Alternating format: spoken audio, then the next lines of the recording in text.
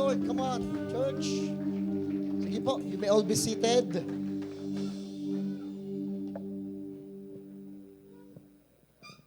Ang galing ng worship team, no? Nakaka-indak yung kanta nila.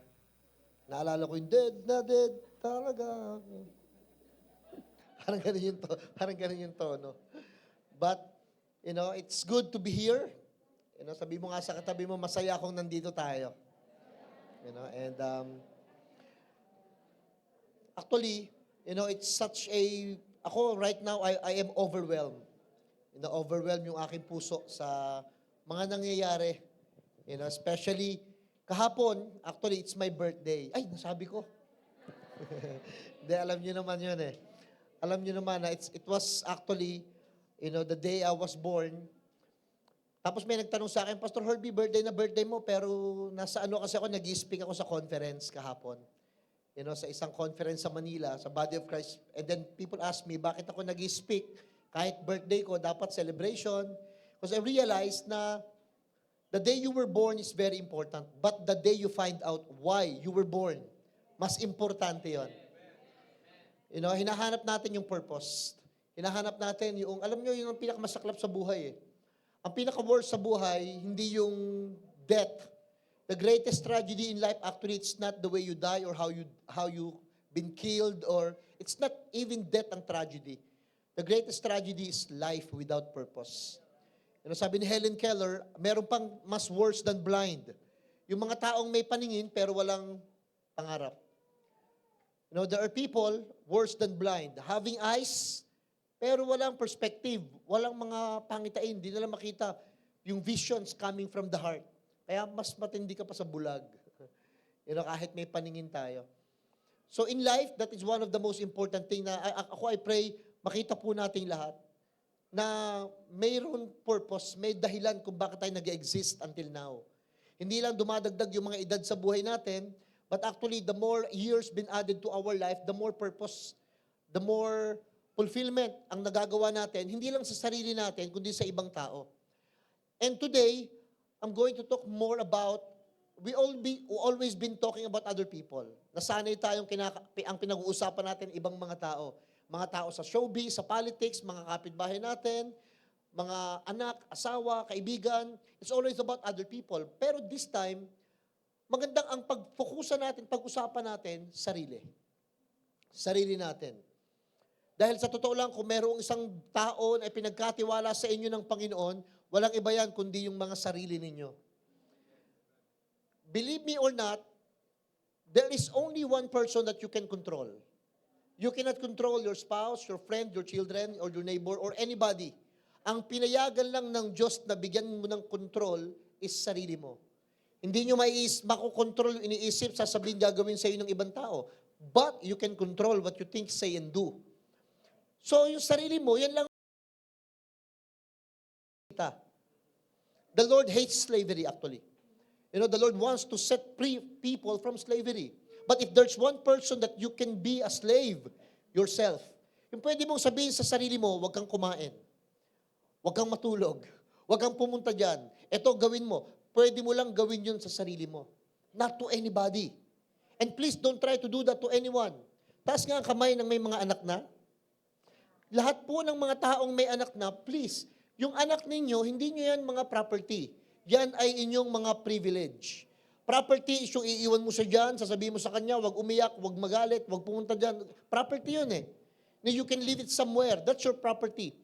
Pero yung mga anak nyo, pribilehiyo. Na hindi pwedeng i-control, i-manipulate. Lalo't pagka medyo nagkakaedad na sila, they have their own opinions and decisions in life. At pagdating sa opinion, matutunan po natin irespeto ang isa't isa.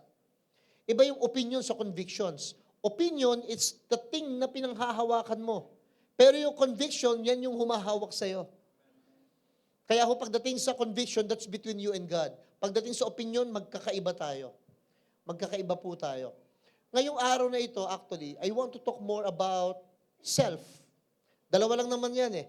Mga bagay na nangyayari sa'yo dahil sa'yo, kay Kristo.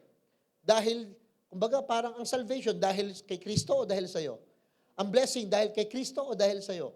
Ang healing dahil kay Kristo o dahil sa'yo. Ang good things na lang dahil ba kay God o dahil sa'yo? Dalawa lang yan. Pagka dahil sa'yo, you can be boastful about it. Pero pagka kay God galing, hindi ka pwedeng magyabang. Dalawa lang po, you have to differentiate things happening sa buhay natin. Halos na magagandang bagay na nangyayari sa buhay natin, why don't we give it to God? Dahil kay God. Ngayon, pag hindi magandang nangyayari, for sure, walang kinalaman ng Diyos dahil lang sa'yo o dahil sa ibang tao. But today, we will go deeply, palalimin natin yung paano tayo dinidil ng Diyos at paano natin ididil yung mga sarili natin. Ang topic natin, tinaytilan ko siyang sarili. Kaaway ba o kakampi? Kasi may mga bagay po sa buhay natin, yung sarili mo, kaaway mo. Pero may mga times naman, yung sarili mo, kakampi mo.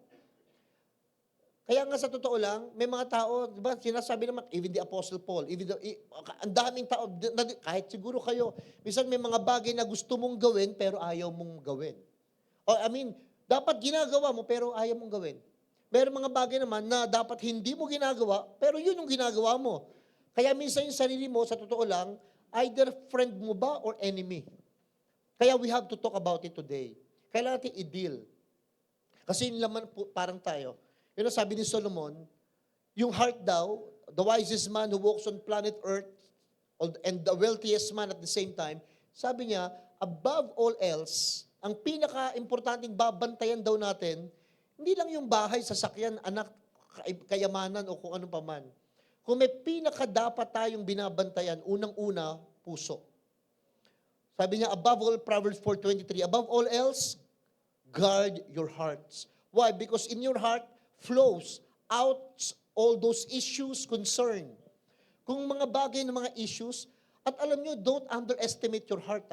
Yung puso ninyo, huwag niyong basta baliwalay. Kasi kung iniisip niyo, halimbawa, ako ngayon, no, I cannot speak for your heart. I can only talk about my own heart.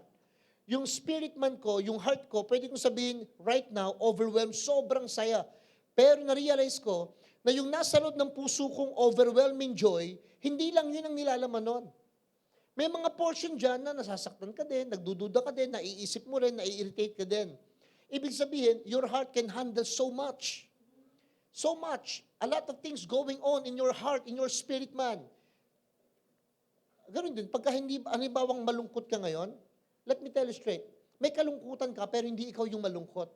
May kasiyahan ka pero hindi ikaw yung buong masaya. Kasi yung puso mo, ang daming kategory niya ng mga pinagdadaanan sa buhay natin. Kaya huwag kayong ma-deceive na akala nyo, sobrang saya mo, yun lang yung nangyayari sa puso mo. Ang daming nangyayari dyan. Kaya minsan maglilito ka, magugulot ka, ang saya-saya mo ngayon, tapos biglang magugulot ka. Kaya nga favorite ko yung kanta na di nagbabago. Ako nagre-request no, sabi ko sa Sunday, pwede bang yun uli ang kanta? Kasi may part doon, nagsasaya ka, pero magugulat ka sa sarili mo, biglang luluha ka. Di ba may part doon sa songs na ang saya-saya mo, tapos biglang makikita mo, lumuluha ka ng bigla. Why? Because that is actually your heart. Yung puso natin, magugulat ka, very deceiving. Hindi mo alam na yan yung nangyayari, pero hindi mo ma-differentiate. Kaya sabi ni Solomon, be careful. Above all else, bantayan mo. Kasi you may never know kung ano na pala yung ina-express mo. You will never know na minsan nadadala ka na pala ng damdamin mo. At yung damdamin mo, hindi yan ikaw. Yes, you have a feelings, but you are not your feelings. Kaya ang feelings, come and go yan. Hype, excited, minsan mawawala. Ups and down din yan. Kaya we cannot base our decision on feelings. We need to base our decision in so many things. Marami. Marami dapat na pinagbabasihan yan, mga reference point, mga focal point, mga basis kung bakit tayo nagdi-decide. There is no such thing, one reference. Maraming mga kinukonsider tayong mga desisyon sa buhay natin. Kaya magandang nagkukulek, magandang nagtatanong, before we come up into a major decision ng buhay natin. And please, don't try to make a permanent decision from a temporary situations. Huwag kayo magde-decide ng pang matagalan talaga tapos sandali lang pala. Gagawa ka ng kalokohan sa konting kapalit, tapos habang buhay mong pagbabayaran, sayang. Sayang. Gagawa kayo ng isang bagay na mali, tapos hindi bali sana kung mababayaran mo after 1 week, okay na. Kaya lang kung minsan ang kapalit, pamilya. Minsan kalusugan. Minsan buong buhay mo. Minsan yung integrity mo. Minsan yung dignity mo. Kaya be very careful in making decisions coming from your heart. And the only way to do that is to know more about yourself. Sabi ng isang philosopher, a mastery of self is very difficult. Ang hirap daw mamaster yung sarili. Kaya kailangan makita mo sa totoo lang, si Christ in you. Kailangan mo makilala ng gusto si Christ, the way He lives, the way He deals people, dun mo kasi magagawa na i-deal yung sarili mo pag alam mo kung paano dinidil ni Lord yung mga tao. Kaya may pattern tayo. So everything that I'm going to talk today, meron tayong role model. How Jesus lived His life on earth for 33 years is a very good pattern. Kung paano natin i-deal yung sarili natin by dealing other people, kaya makita yung love triangle itong mangyayari. You know, you love people, and then those, you know, as you love people, na lalove mo ang Panginoon. And then si Lord naman, minamahal ka lalo. So, ganun siya actually. Tapos yung pagmamahal na binibigay mo sa mga tao comes from Him because you cannot love if He didn't love you first. So, minamahal ka ng Panginoon and you use that love to love people, and then, ganun siya. Ikot siya ng ikot. Cycle yan sa buhay natin. So, let's start. Si Paul, si Apostle Paul, paano yung ginagawa niya concerning himself? Ang na-realize ko din, dapat yun din ang ginagawa ko. Actually, dapat kayo din, yun din ang ginagawa niyo. Tingnan niyo, basahin ko. 1 Corinthians 9:27. Like boxing. You know, like a boxer, strictly, dinidiscipline daw niya yung sarili niya, yung kanyang katawan. I discipline my body, and I make it, ginagawa niya na slave. Yung katawan niya. Ibig sabihin, tumigil ka. You know, huwag mong gawin yan. Inuuto, minumortify, dinidiscipline niya yung sarili niya, especially yung kanyang katawan. So that, baka mamaya, salita siya ng salita, kontra na pala sa ginagawa niya. Mamaya, preach siya ng preach, pero siya, sa sarili niya, disqualified na pala siya. Kaya it's very important, una, na hindi lang yung magsalita ka, pero kailangan, gawin mo yung sinasabi mo. Kaya sabi ni Apostle Paul, you know, I have to discipline my body. Kasi baka mamaya, pag di ko diniscipline yung body ko, salita lang na palang ako ng salita, pero hindi ko na rin pala nagagawa yung sinasabi ko. Alam nyo, maraming tao, you know, so much been affected by money. Ng pera. Nakita ko, mga relasyon nagkakasira-sira dahil sa pera. Mga tao gagawa ng kalokohan ng mga illegal dahil sa pera. Mga tao gagawa ng kung ano-anong mga mali dahil sa pera. Kasi alam nila, although may verses in the Bible, I think Ecclesiastes chapter 3, sabi doon, money answers everything. Chapter 10, money answers everything. Sinabi ni Solomon yun, ang pera daw sinasagot halos lahat ng bagay. Kaya lang, pagsisiraan mo yung buhay mo dahil doon sa pera na thinking magagawa niya talagang lahat ng bagay, masisira talaga buhay mo. Baka nakalimutan natin, hindi lang pera ang kayamanan. Naniniwala po ba kayo, hindi lang pera ang kayamanan? Let me share 5 kinds of wealth. Ang unang kayamanang meron tayo, sige, sabihin na natin financial wealth. Ang unang wealth is we have finances. Of course, kayamanan din tinutukoy yan, yung money and possessions. Pagka gusto mong bumili ng pagkain, dahil may pera ka, you can buy it. Pero hindi yung appetite. Pag gusto mong halimbawang matulog sa comfort room o comfort bed, magagawa mo kasi may pera ka, but you cannot buy sleep. Magagawa mong bumili ng sasakyang gusto mo, pero hindi yung protection. Saan mong bibili yung hindi maaksidente? So, unang kayamanan yung financial wealth. Pero hindi lang yan. Meron pa tinatawag na social wealth. May mga tao mayaman, alam mo saan? Sa status and popularity. May mga tao, grabe, sikat na sikat. Kaya lang sa kasikatan, dalawang bagay. Either sumikat ka sa kalokohan or sumikat ka sa katwiran. Maganda sumikat sa tama, huwag sa mali. Yung iba nakilala sa buong Pilipinas, why? Because sa kalokohang nagawa. Ayaw natin makilala tayo sa mali. Gusto natin makilala tayo sa tama. Pero kayamanan din yung social wealth Yung marami kang taong napiplease, natutuwa sa mga nangyayari sa buhay mo, kayamanan din yan. Kaya huwag tayong mag-focus na yan lang yung yaman. Alam mo, sabi ng isang NBA player, I wish that I was not as famous as this. Gusto daw niya, pag umuwi siya ng bahay, he's just a plain normal father. Pero ang dami niyang pera, ang dami niyang fame, ang dami niyang mga tao na hindi siya makakain, makagawa ng anumang bagay na normal na ginagawa ng iba. Why? Because that's not end sa financial and social wealth. Alam niyo yung pangatlong wealth? Time. Wealth. Maybe you have the money, pero pag wala kang time, di mo rin magawa yung gusto mo. Ngayon nga, nakakatuwa kayo ngayon, nandito kayo ngayong Sunday.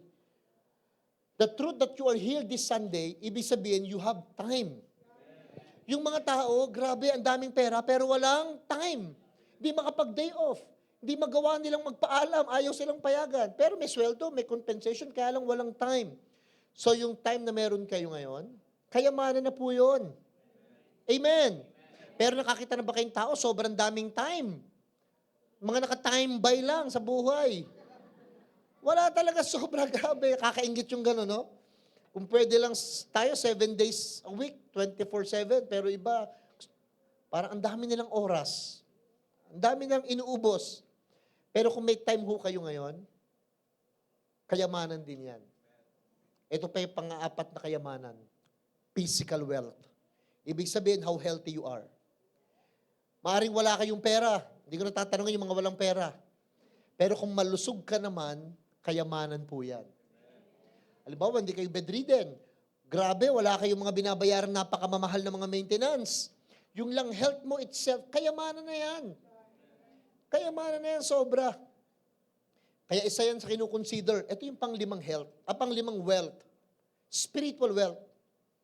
Siyempre, mahalaga din yung meron tayong spiritual wealth. Why? Because life here is just a dress rehearsal.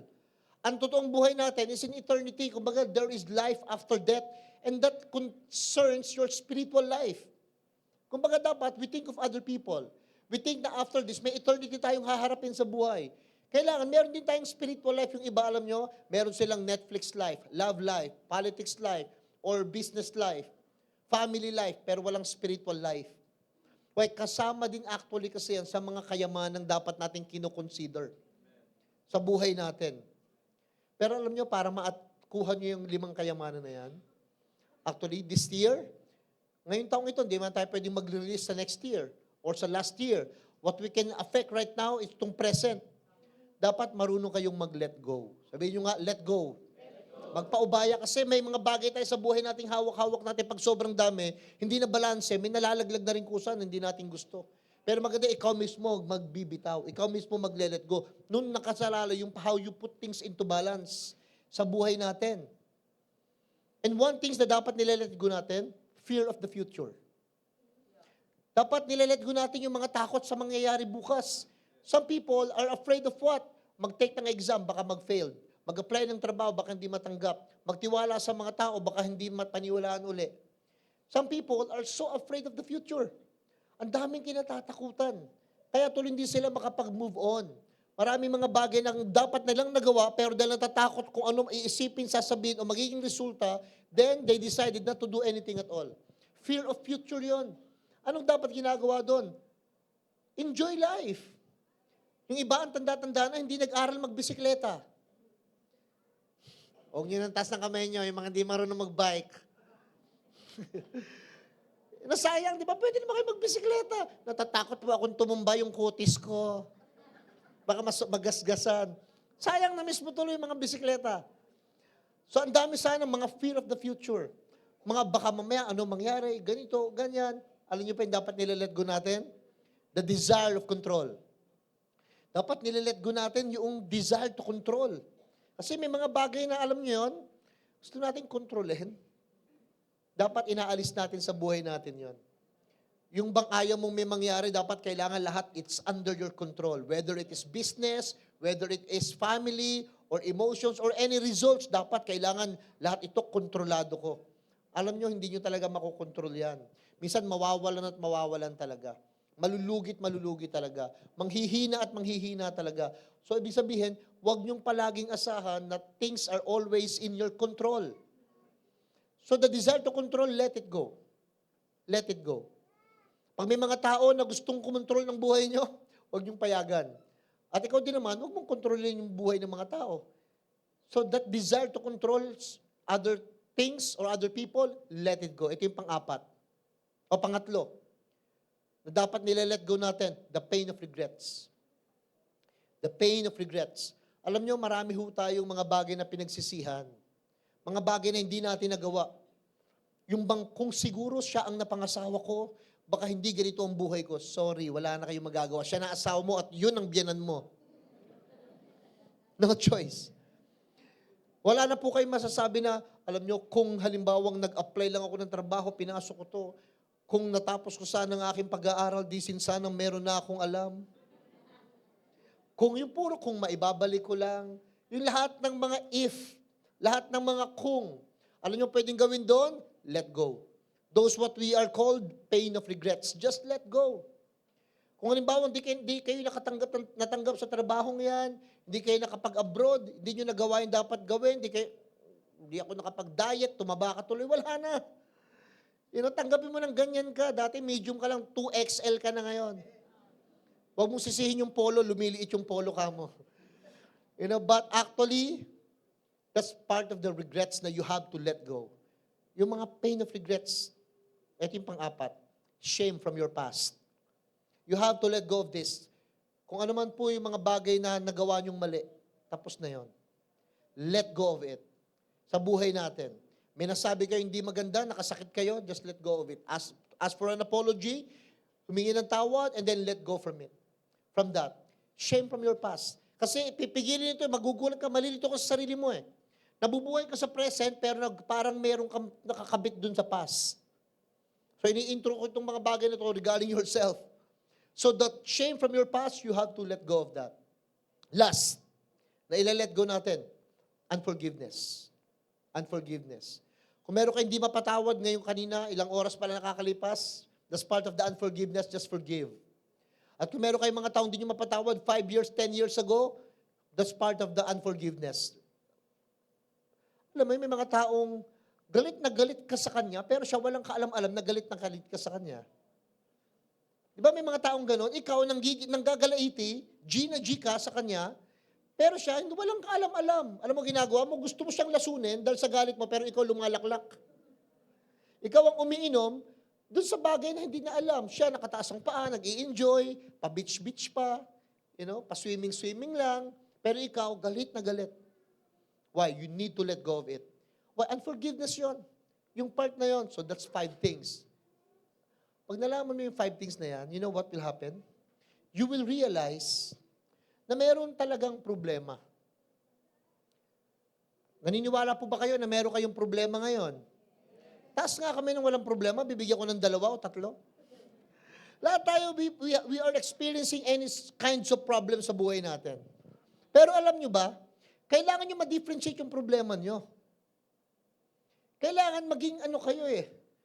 Ang nangyayari kasi kung minsan, tanggap na lang natin na problemado ka, pero hindi mo na-identify kung ano yung problema mo. At let me tell you straight, lahat po ng problema may solusyon. Can you agree with me? Can you say amen to that? Amen. Na lahat ng problema may solusyon.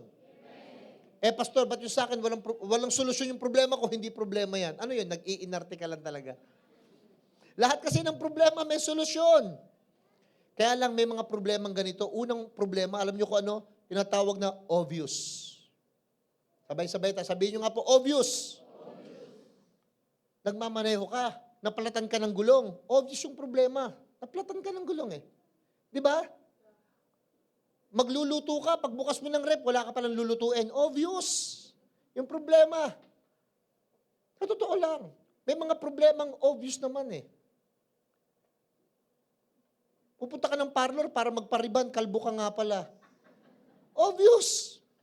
Sabi, alam mo na yon, di mo na hinahanap, ano bang problema? Alam mo na, obvious yung problema. Tingnan yung sarili natin. Ano yung mga problema nyo na obvious? Ano ba? Health. Kitang-kita naman, may health problem ka, obvious. Finances, kitang-kita naman na may financial problem ka ngayon, obvious. So, obvious yan, dapat alam natin. Siguro hindi ko natatanungin yung mga obvious yung problem. Iba sa inyo yung problema, napakalaking napakalaking balakid.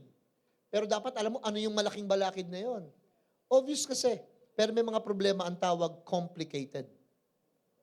Ano yung complicated? These are the problem that need to have root cause. Dapat ina-identify natin, mag-root cause analysis tayo. Teka, bakit ba ganun siya? Bakit ba ganun siyang magsalita? Ano yung pinanggagalingan niya? Bakit ba kuha siya ng pera? Bakit ba ang lakas niyang gumastos? Ano yun? Complicated eh. Maybe there's reason behind. Na hindi natin alam kung ano yun. Nagtataka ka, Ang tipid-tipid niyang maglabas ng pera hanggang sa na-root cause mo, yung pala nag-iipon para pangkasal. Okay, nag-iipon pala para i-surprise ka ng bagong refrigerator. O kaya nag-iipon pala siya ng kung ano man iniipon niya. Kaya pala ang hirap niya, so complicated siya nung una, hindi mo maintindihan. But when you understood, nung maintindihan mo, gumaang yung kalooban mo. Minsan, di ba, panay ang isip mo, duda ka ng duda. Tataka ka, ba't ganito to? Lagi siyang may kausap sa cellphone. Sino kaya yon? Papasok ng banyo, dala-dala yung cellphone. Tapos naka-silent. Mga ilang araw mo na napapansin ganun. Ikaw ngayon, dahil complicated na yung bagay, hindi ka nagsasalita, punong-puno ng duda isip mo. Hinuli mo ngayon. Pagpasok niya ng banyo, kinuha mo yung cellphone. Pagkakuha mo ng cellphone, nakita niyang gamit-gamit mo, hinabol ka, naku, nagkagano na kayo, wag, makikita mo. Ano ba yon? Pagtingin mong ganyan, nakita mo. Nakikipag-orderan pala, bibilang ka ng lechon. Susurprise ka pala. Ang ganda pala ng plano sa'yo, kaya nagiging complicated. Why? Because hindi mo alam, may magandang plano. Kaya minsan yung isip natin, di ba, it's always falling into negative. So, complicated yung problem. Dapat niro-root cause analysis. Ito yung pangatlong problem, complex. Ano yung complex? Ayan, mga problema talagang halos hindi mo na alam even the root cause of it. Katulad po ng traffic sa EDSA. At yung mga bagay pa na talagang hindi mo halos alam ano ba talaga yung problema. Ito yung pang-apat na problema. Sabihin nyo nga, chaotic. Ano yung chaotic? Yan yung mga klase ng problema na tinatawag na you need to grab the bull by the horn. You need to hold the lion's mouth. Kasi kung di, mananakmal na yan. Kung di mo hahawakan yung sungay ng toro, manunuwag na yan. Yung chaotic problem, yan yung mga tao na kailangan ng iparehab. Mga tao na talagang kailangan ng hiwalayan. Mga tao na talagang kailangan ng putulin. I-fired. Why? Because either it will kill you or hurt other people. Or, yan yung mga ni-stray jacket na. Kasi sasaktan na nila yung sarili nila, sasaktan nila ibang tao. Ang tawag doon, chaotic. Pag na-identify nyo yung mga problema na yan, sa sarili natin, una makikita mo, chaotic ba ako, complex, complicated, or obvious yung problem ko. Ito ngayon. Kabal, look at me. Alam nyo ba, na-realize ko na wala naman talaga tayong kaaway. Wala. Yung iba, alam nyo, ginagawa, dahil wala naman siyang kaaway, wala siyang ma-pinpoint, ibe-blame na lang sa demonyo. Medyo okay din yun, pero mali pa din. Yung iba, pastor, ang kaaway, ang demonyo, binigyan po ako ng diabetes. Gusto kong tanongin, sino ba kumain ng chocolate? Yung demonyo o ikaw? Minsan bine-blame ng other people for what irresponsibility na meron tayo. Pero hindi naman yun eh. Alam nyo, obviously, nobody is your enemy. Na-realize ko, nobody is your enemy. Sinong kaaway namin ngayon, pastor? Actually, minsan nga, hindi demonyo ang problema eh. Baka yung katabi mo. Actually, kung minsan, hindi talaga. You know why? Why nobody is your enemy? Tingnan nyo itong verse na ito. Luke chapter 6, verse 27 to 28. Tapos babasahin ko yung 32 hanggang 36.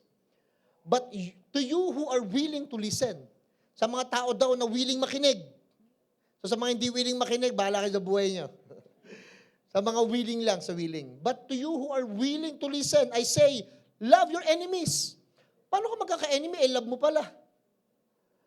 Di ba sabi niya, love your enemies? Do good to those who hate you. Bless those who curse you and pray for those who hurt you. Ang tindi, no? Tingin next verse. If you only love those who love you, what's the difference? Ano kaibahan natin? Even sinners love those who love them. Tingnan niyo yung verse 32. Tuloy natin. And if you do good only to those who do good to you, what should you get credit? Kahit nga yung mga makasalanan, ginagawa din nila yan. Next. If you lend money, nagpautang ka, only to those who can repay you, what should you get credit? Halimbawa, tutulungan mo na yung makakabawi sa'yo. Di wala tayong pinagkaiba doon sa iba rin.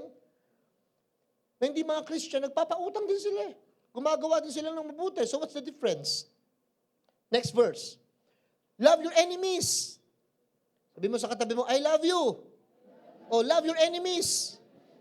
Sabi niya, do good to them. And, sabi niya, lend to them without expecting. Naku, matindi yan, ha? Tingin kayo kay pastor. Halimbawa, nagpautang kayo. May suggestion ako. Dapat ihanda mo yung sarili mo na hindi ka mababayaran. Totoo kasi kapag halimbawa nagpautang ka, tapos nag-expect kang babayaran, tapos pagka hindi na yan magbabayad, magagalit ka, sisirain mo yung relationship nyo. Kaya pag magpapautang kayo, ihanda mo yung sarili mo. Pag ito nagbayad, praise the Lord, hallelujah. Pag ito hindi nagbayad, praise the Lord, hallelujah rin. Kumbaga, dapat ready kang mag-let go. Ngayon, if you are not ready to let go of money, huwag ka na magpautang. Kasi sasama ng loob mo, mang-aaway ka lang.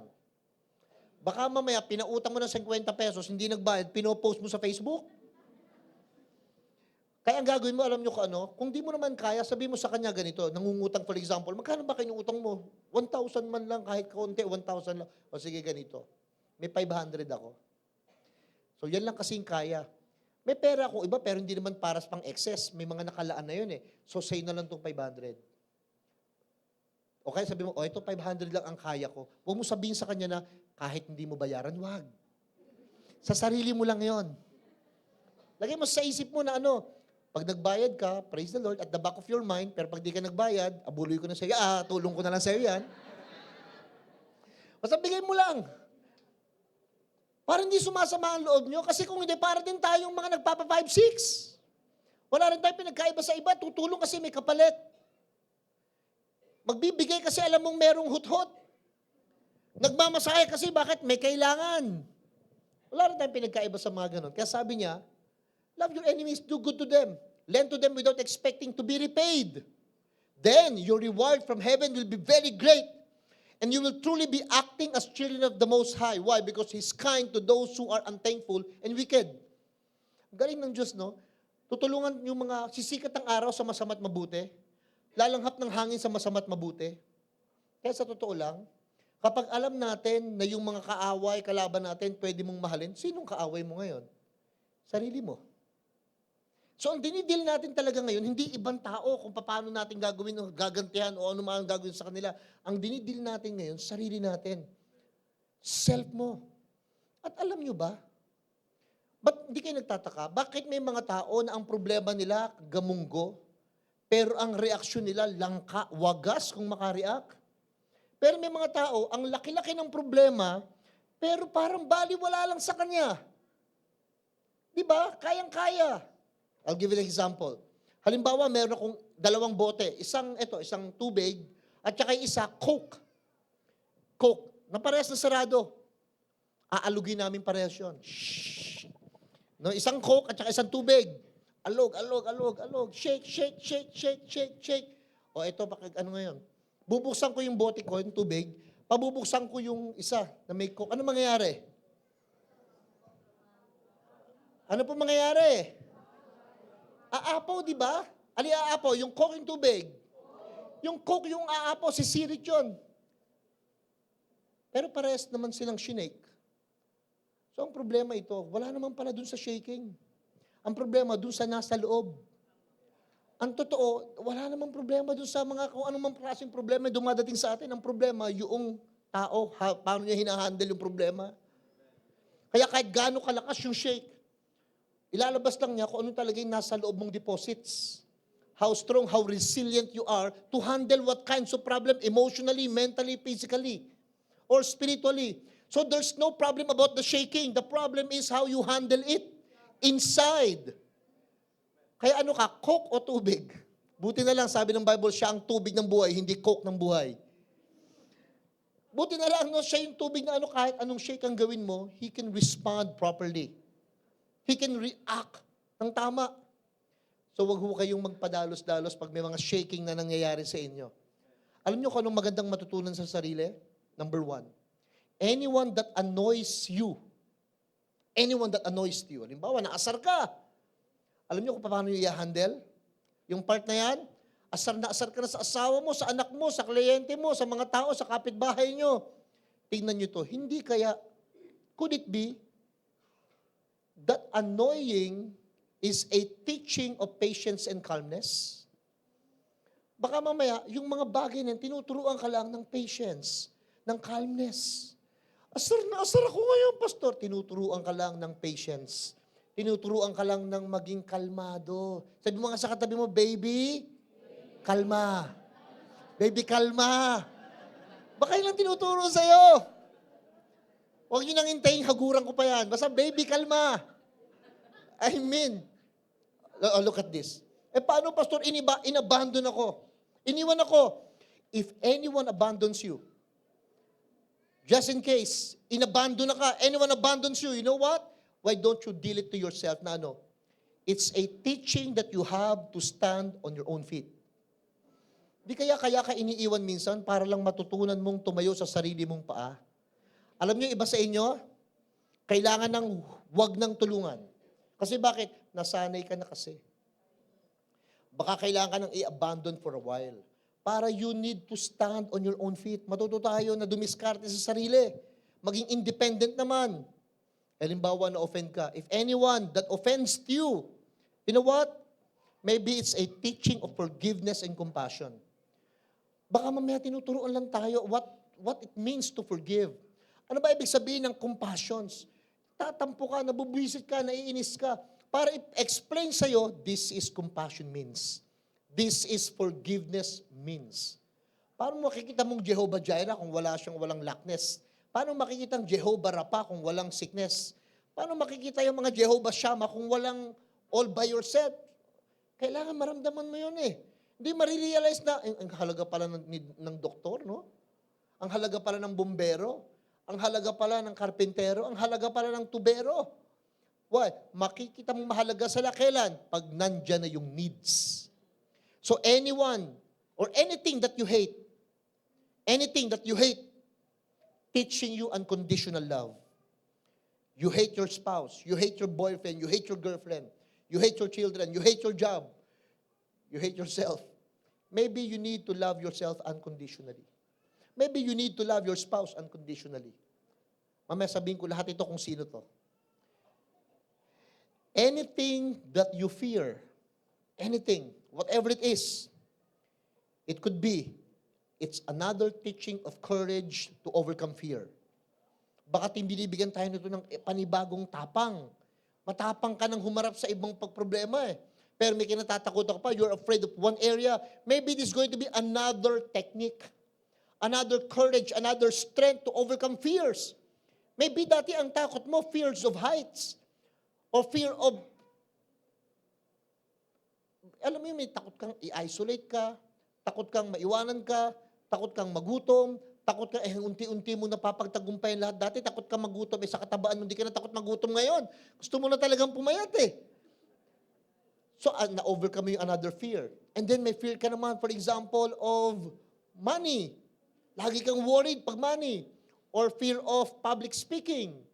Or lahat tayo may kanya-kanyang mga fear, pero ang nahaharap natin yan, the Lord will provide a way out para mag-increase yung ating level to overcome it. Amen?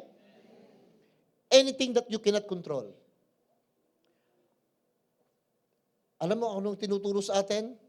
Is a teaching to let go. Tinuturuan tayo nito, pag may mga bagay na beyond your control, sinasabi lang sa'yo, come on, just let it go.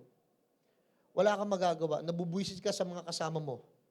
Nainis ka, hindi sila nagre-respond. Nainis ka, they didn't show up. Nainis ka, hindi sila nagbibigay. Sila lang, ikaw lang ng patak, ikaw lang ng effort sa relationship. Pero siya hindi, baka tinuturuan kayo, bayaan mo lang. Mag-let go lang. Baka it's a teaching na kailangan mo lang mag-let go. Yung iba kasi kung makahawak, controlling na. Yung iba talagang nag-a-assume ka na dapat pares kayo ng iniisip. Nag-a-assume na tayo minsan na dapat ginagawa mo rin. So, hindi na siya nag-work. Any no that you get from human, halimbawa, nag-no sila sa'yo, can I do this? No. Pwede po ba ito? No. Lahat ng proposals mo, lahat ng pag-a-attempt mo, palaging no. You know what it means? It's teaching you to be independent. Tinuturuan ka na, okay, kung ayaw niya, then I'll do it. Kung ayaw niya, then I'll do it. Hindi tinanggap yung proposal ko, then I'll do it by myself. I'll do it to other people. I'll do it to other business. I'll do it to other client. I'll do it to other... ang dami pwede. So when people saying no, be independent. Huwag tayong magwala. Huwag tayong mainis. Don't blame other people for saying no. They have the rights to say no. Actually, alam nyo, when people are saying no to you, hirap na rin sila doon. Alam nyo ho ba na kung may isang bagay na napakahirap gawin, yung tumanggi? Kaya pag kayo tinanggihan ng tao, when people say no to you, intindihin mo, behind it, nahirapan na rin sila. Sa totoo lang, ako hirap na hirap akong gawin yan eh. Yung mag-no, hirap na hirap akong gawin yan. Kasi nga, I don't want to hurt people. Hanggat maaari, gusto kong pagbigyan ng lahat. Kaya lang di pwede. Kaya minsan dyan ako sumasablay eh. Okay na yun, kesa naman, di ba? Yung kung ano rin makukuha mo sa tao. Ako, nahihirapan ako kasi lahat gusto kong pagbigyan. Pero minsan problema na rin, kaya iniintindi ko, pag yung tao tinanggihan ako, ay naku, talaga napakatotoong tao nito. So when people saying no to you, why don't you be strong in yourself and being independent? Ito yung pang-isa. Any problem you're facing is a teaching that how you to get solution to problems. Pag nagkaroon kayo ng mga problema, pera, health, economy, socially, everything, mentally, whatever problem you're facing, alam nyo, ang kailangan nating tinuturo sa atin, there is another solution. There is another way. Huwag kayong matapos na yun na, wala nang solusyon. Meron. Pastor Herbie, people are attacking me right now. Any attack you get from people is a teaching that you will get the best form of defense. Pag may mga umaatake sa inyo, whatever it is, physically, binabash kayo by words, sinasaktan kayo, at kung ano-anong mga pang-aabuso, kung ano-anong mga panggigipit, pang-pressure, you know what? The Lord is supplying another tools, another equipment of defense system. Tinuturuan kanyang mas maging matibay. Tinuturuan kanyang mas maging hindi manhid. Alam mo, iba yung matibay sa manhid. Iba, sinasabi ng iba, akala ng iba, grabe sa dami ng pinagdaan ng problema nito, naging manhid na. Hindi, lumakas na siya. Lumakas na siya na kaya niyang i-handle lahat ng mga challenges na ito. If anyone looks you down or looks down on you, if people are looking to you small, minamaliit ka, you know what's the best thing to do? Maybe it's a teaching that you look up to your Creator. When people are looking at you down, look up to Him. Sino lahat yan? Alam mo sino lahat yan? It's Jesus. Si Jesus yan eh. Yung inabandon, inatake, inismall, lahat yan, si Kristo yan. And you know what the good news here? Si Kristo is in us. Christ is in us. So ibig sabihin, if Christ is in you, you can do it. If Christ is in us, you can do it. Pwede mong gawin lahat ng mga yan. Pwede mong matutunan lahat ng yan. At alam nyo kung ano maganda, kaya pala sabi ni Lord, whatever you do to these people, especially the least one, you're doing it unto me. Pag kayo ang ginawa nyo, halimbawa sa mga tao na nangpe-pressure sa inyo, i-let go nyo lang. I-deal nyo yung mga people not by revenge, but by having a wisdom na minsan kung kailangan sumagot o hindi, gagawin nyo. Pag na-deal nyo yung mga ganong klaseng tao, ang nangyayari, alam nyo, hindi nyo inuuna yung sarili nyo. Iniintindi nyo sila, then iintindihin ka ng Diyos. Inuuna mo sila, then uunahin ka ng Diyos. Pinapriority mo yung mga tao, then ipapriority ka ni God. Why? By setting aside yourself. Kaya pala sabi ni Paul, you know, from now on, consider nobody na mas better ka. Kaya pala sabi ni Paul, from now on, you no longer lives, Christ lives in you. And the life that you live now here in this place, in the flesh, on earth, it's a life of Christ who loves you and who redeems you by faith. Kaya pala we were crucified. Kaya pala our lives is hidden with Christ. This time, the way to deal yourself, it's to what? Take care of people. Unahin mo yung mga tao. Uunahin ka ng Diyos. Mahalin mo yung mga tao, mararamdaman mo lalo yung pagmamahal ng Diyos. Set aside mo yung pride mo, yung self mo, ilagay mo sa gilid, and then unahin mo sila, si Lord ang magpa-priority sa'yo. Amen? So the way for ourselves na kaaway mo, maging kaibigan, is yung sabihin mo ganito. This time, I will not go in, hindi ako magiging yung forcing, pushy. Lagi nagtutulak, laging namumuwersa, laging nagdidemand. This time, it's not about myself. Pagbigyan nyo na sila. Pagbigyan nyo na yung mga tao. Hindi baling sila na yung tama, ikaw na yung mali. Pero sa paningin ng Panginoon, you just did the right thing. Amen? May mga tao, alam nyo, i-judge kayo for doing things wrongly. Pero kung alam mo, sa heart mo, intention ng puso mo, ginawa mo lang yung tama, maging mali ka man sa paningin ng mga tao pagdating sa huli, tama ka pa rin sa paningin ng Diyos, mabebless ka pa rin. Tayo tayong lahat. This is Christianity, mga kapatid. This is Christianity. Christianity is not about the message that we are hearing, but Christianity is about the message that we are living. Ito ang Christianity. Loving Jesus and loving Judas. This is Christianity. This Christianity, alam niyo kung ano? Let's make it simple.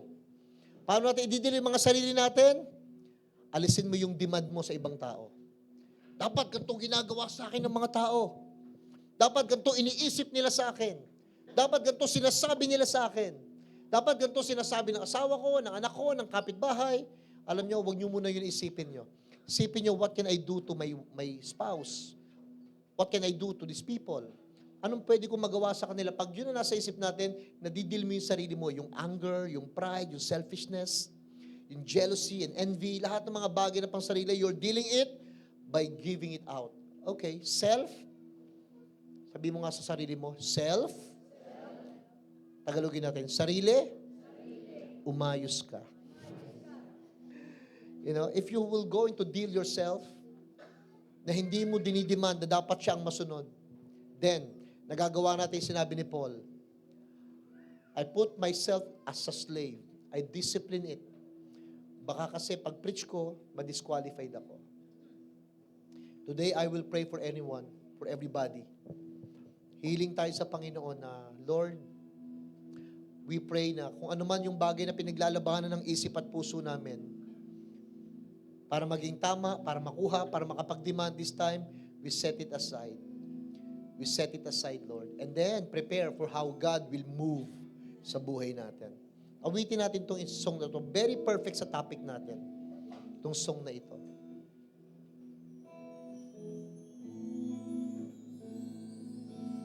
O Diyos, sa iyong lahat ng pagsamba at luwalhati, maging ang pinakamahirap kong awit ay aawitin sa'yo. O Diyos, O Diyos, ang aking isipan ay pagharian mo, ang Lord. aking isipan ay pagharian mo, at sa aking puso ay hindi na maglaho tanging pag-ibig sa'yo. Ano pa ba ang maihahandog ko liban sa buhay kong nanggaling sa'yo? Kung ano man sa sandaling ito'y tangan, at mga bagay na tinuring kong yaman, Ito'y hindi pa rin sapat. ito'y hindi pa rin sapat sa alay na nararapat. Ano pa ba ang maihahandog ko liban sa buhay kong nanggaling sa'yo? Kung ano man sa sandaling ito'y tangan, at mga bagay na tinuring kong yaman,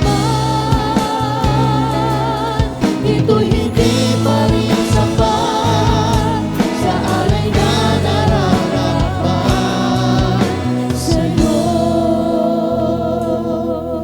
Every head bow and eyes closed. Maybe for some of you, itong mga nakaraang linggo, naguguluhan. Like you are battling with yourself. Battling with your own peace of mind. With your own emotions. Today, I'll pray that the Lord will set yourself free from yourself. Palalayain ka ng Panginoon sa sarili mo. That's why the Lord said, to those who wants to keep their life, lose it. But to those who give their life, having it more. Kaya today, I will ask you, let go of your life. Let go of your demand. Let go of your pride. Let go of your desires to have it for yourself. Consider other people. Think of other people. Love other people. Then the Lord will prioritize you. The Lord will bless you. The Lord will gonna meet all your needs, even the desires of our hearts. Today, Panginoon, sa oras pong ito, we decided, intentionally, we purpose it in our hearts. Ama, hindi na kami makikipag-away sa sarili namin. Kung ibibigay ba o hindi. It doesn't matter, Lord, kung hindi kami ang maging tama sa paningin niya, sa paningin ng mga tao. But one thing for sure, Lord, we know, Father God, we just wanted to connect our hearts to you. Kaya, Ama, sa oras pong ito, lahat ng bagay na ninanais namin na pang sarili, mauna na yung iba. Mauna ka na, Lord, sa buhay namin. We want to seek first your kingdom, your righteousness. You have promised all these things will be added unto us. So today, Lord, we release. Today, Lord, we let go. Today, Lord, we give it all to you. Today, Lord, we stop being demanding.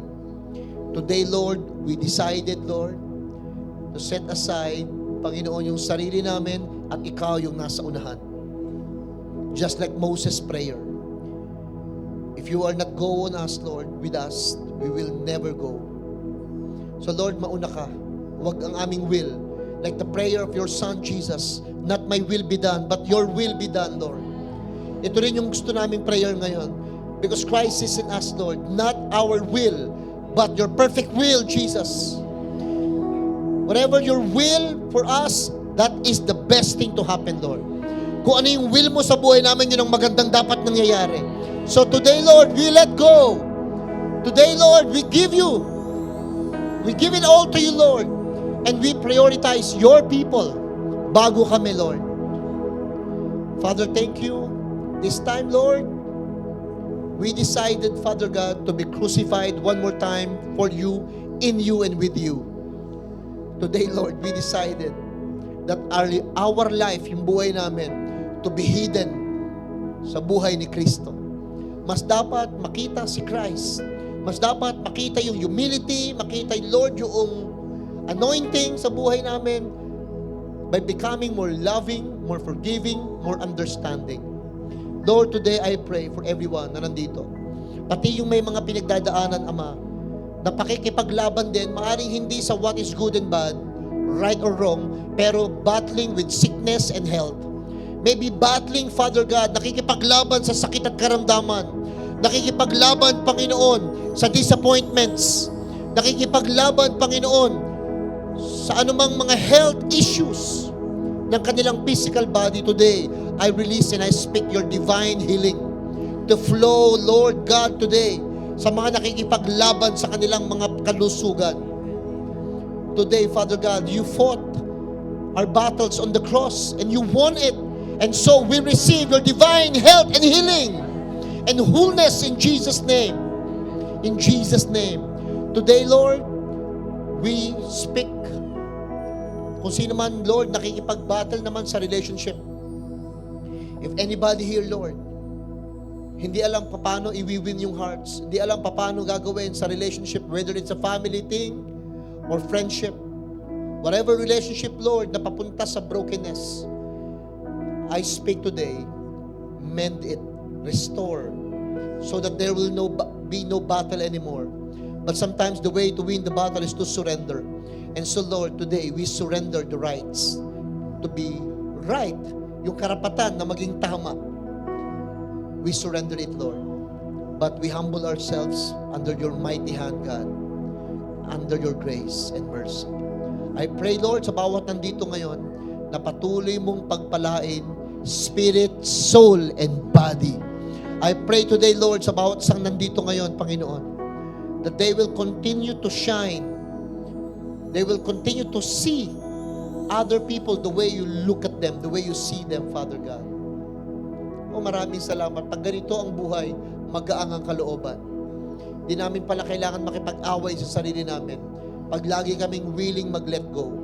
Pag lagi kaming, Panginoon, willing magtiwala lang. Hindi pala kailangan labanan ang aming mga sarili. We just surrender it to you. Just like Jesus, who poured out His life as an offering. Taas natin yung kamay natin kay Lord. Lord, we surrender to you. Because you surrendered your life to us. Lord, we lay down our life because you laid down your life for us. So today, whatever things that we are holding on, opinions, rights, or pride, or sickness, or disappointments and hurts, today, we give to you, Jesus. We surrender it all to you. Maraming salamat po sa pagpapalakas at sa pagpapanibagong buhay. Tinatanggap namin ang blessing. Tinatanggap namin ang anointing. Tinatanggap namin ang miracle. Tinatanggap namin ang totoong healing. Tinatanggap namin ang eternal life from you, Lord Jesus. And most importantly, tinatanggap namin ang panibagong basbas ng Espiritu Santo sa buhay namin, Panginoon. Kaya maraming salamat, Lord. Binabalik naman namin sa iyo ang papuri at pasasalamat in Jesus' mighty name. Everybody shout and say,